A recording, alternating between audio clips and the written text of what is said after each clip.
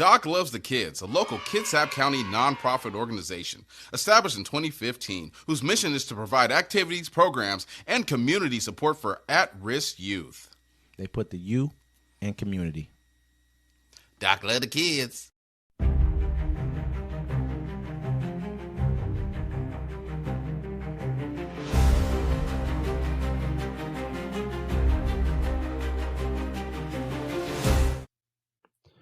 Welcome to Uncommon Courtesy, where we give you the courtesy of conversation that's uncommonly spoke of. I'm D-Mac. I'm Wesley. And this is the show. Don't forget to like, comment, and subscribe. Don't forget to catch us every Friday, 7 p.m. on the Friday Fix. Don't forget to catch our other shows, Plays and Parlays, and Civil Discourse. Hello, Wesley. How are you today? I think I'm Big Meech. Feel I'm Larry Hoover. No, definitely, man. No, things are good, man, right now. You know, I mean, we live in a chaotic society, man. We all know every day there'll be some kind of a news going on about our so-called, what is he, 47? Was he 47th president? Is he? No, I think he's 45, 47. That's 45, what he is. 47. Yeah, okay. About the 47th resident. He's the last president. Of the White House, I guess. But we can definitely say that things are a little bit brighter in some aspects as well. Yeah. Trump commutes sentence of former Gangster Disciple leader Larry Hoover. President Trump on Wednesday commuted the sentence of notorious former Chicago street gang leader Larry Hoover, who was serving multiple life sentences in federal prison. Hoover, 74, the co-founder of the Chicago gang Gangster Disciples, was already serving a 200-year sentence on state charges in Illinois for the 1973 murder of a 19-year-old neighborhood drug dealer, William Pookie Young, when he was convicted of federal charges in 1997 and sentenced to 6 life terms. Hoover was among 39 Gangster Disciple leaders indicted in the August 1995 in Operation Headache, a 6-year effort by the feds to infiltrate Gangster Disciples. Federal prosecutors had accused him of criminal enterprise to continue overseeing the gang while in prison in Illinois. Hoover is currently serving 6 life sentences in a maximum security prison in Colorado, according to federal prison records. It's unclear how soon he will be released from federal custody, but he still faces the remainder of his 200-year sentence in Illinois, dating back to the 1973 for Young's murder.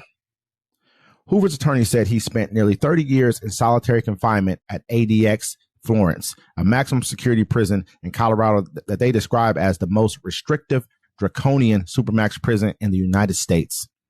In a statement, Hoover's attorneys Jennifer Bonjean and Justin Moore said they are thrilled to see he will be released from federal custody. The courts have demonstrated complete unwillingness to consider Mr. Hoover's considerable growth and complete rehabilitation. Despite the court's unwillingness to do the right thing, Mr. Hoover has been able to keep his voice alive through the incredible work of many advocates and supporters. Thankfully, Mr. Hoover's pleas were heard by President Trump, who took action to deliver justice for Mr. Hoover. Just thrilled for him, thrilled for his family, thrilled for his supporters, who have been chanting "Free Larry Hoover" for a long time, Bonjean added in a follow-up interview. Bonjean has represented Hoover when he was up for parole on his state sentence in 2022 and was denied. He is eligible for resentencing, but the courts have been unwilling to give him that opportunity, notwithstanding the fact that he has literally done every single thing a human being could do to show that they have been rehabilitated, said Bonjean. In 1993, Hoover spoke to former CBS News Chicago reporter John Davis. At the time, Hoover was 42 years old and had already served 20 years in prison. "I've done my time," Hoover said in 1993 interview. "I paid my debt to society." In the interview with Davis, the leader of the Gangster Disciples and convicted murderer, he'd had a lot of time to think about ways to stop the gang violence on the streets of Chicago. Anytime you do extensive time, it can have 2 effects. It can harden you or it can make you think, Hoover said at the time. And I've thought. He said in the 1993 interview that he had done a lot of thinking about the senseless gang violence plaguing the streets of Chicago at the time. One teenager don't like the other teenager because of the way he wear his hat, because of his ideology is different from his. A disciple don't like vice lords, Hoover said in the interview. "We're all black people, and there's no difference." Now, one thing, they call them Gangster Disciples, but GD stands for growth and development. for one. And then all the people don't really understand all the violence, or the majority of the violence in Chicago. I can't see all of it. All the gang violence, they're all in the same gang. They're just different parts of it. So basically they're folks, right? And folks is a nationwide gang. And it's folks, and then you have GDs, you have BGDs, which Black Gangster Disciples, you have Gangster Disciples. But, you know, in Chicago, they're all GDs. They're all Gangster Disciples. They just are on different blocks. You know what I'm saying? And so they didn't want to let him out, but everyone else that had something to do with, like, most of the rest of the Gangster Disciples that got locked up with him are already free. They're already out. They just don't want to let Larry Hoover out because for some reason, they don't want anyone to try to fix Chicago, because at the end of the day, it's always a talking point. You can have the mass shooting going on in, you know, Boulder, Colorado. It could be a white redhead kid, and they'd be like, oh, well, you know, the violence in Chicago. You can have January 6th go on. They'd be like, well, the violence in Chicago. They really don't want to fix it. Obama could have done this, but, you know, Obama, he was trying to be a president for everybody.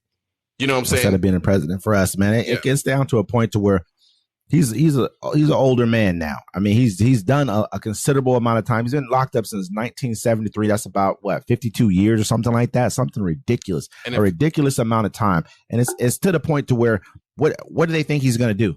Get out and be a kingpin at this point in time? There's nothing more. There's no 200-year sentence for murder. 200 years.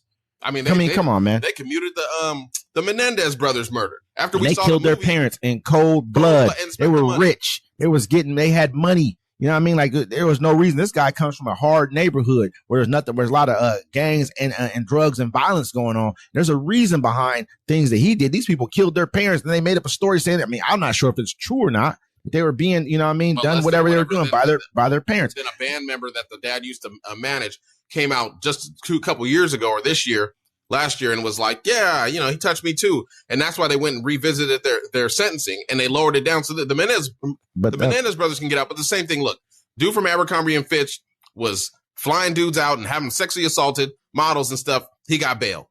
Puffy on here, they're just telling stories. At the end of the day, you know, I think there's a path forward. I know he has a considerable amount of time to still do, just going back into state prison in Illinois. However, J.B. Pritzker, who is the governor of Illinois, who is the person who has pardon power over the fact of, or commuting power over the fact, either one, over the people in Illinois, he's going to be running for president in 2028. So, I mean, what vote will you need the most as being a Democrat running for president, which is the black vote? So there's a considerable amount of pressure that we can put on him to bear and say this person needs to be released from prison at this point in time. My brother. I mean, however it goes, as a forward-thinking individual, Pritzker is going to have to think that there will be. Yeah. Everyone's going to assume that there will be an election. So I think that's the leverage they may have over him to kind of get this to finally bring Hoover home once and for all. I mean, I think it's a very big. I mean, you look at all the different people who they've had no problem with partying and bringing home. We see it all over and over again. So I mean, to me, I'm an advocate for them to finally free Larry Hoover. Yeah. No, that should be a good one. Hopefully they do.